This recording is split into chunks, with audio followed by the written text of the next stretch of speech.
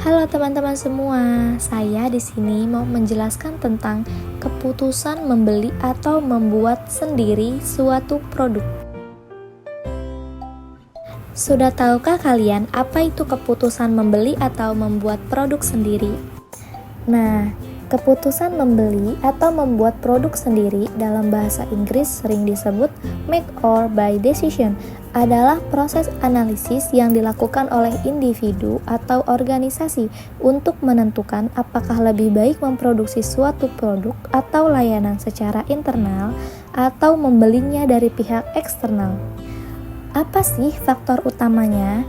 Ada beberapa faktor utama, termasuk pertama, biaya, kedua, kapasitas internal, dan yang ketiga, kualitas dan waktu. Tujuan mempelajari keputusan membeli atau membuat produk sendiri.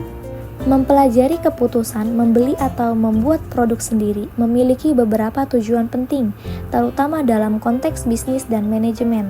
Memahami keputusan membeli atau membuat sendiri membantu perusahaan mengambil langkah strategis yang mendukung efisiensi, berkelanjutan, dan daya saing di pasar. Ini juga memungkinkan pengambilan keputusan yang berbasis data untuk menghadapi tantangan operasional dan bisnis.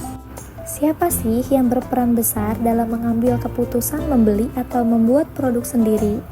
Keputusan ini biasanya dihadapi oleh manajer perusahaan fabrikasi yang membuat suatu produk dengan menggunakan beberapa bahan baku dasar. Contohnya, yang pertama ada pabrik kain dan tekstil, yang kedua ada pabrik baja dan logam, dan yang ketiga ada pabrik minuman dan makanan. Nah, di sini ada 4 landasan teoritis dalam keputusan.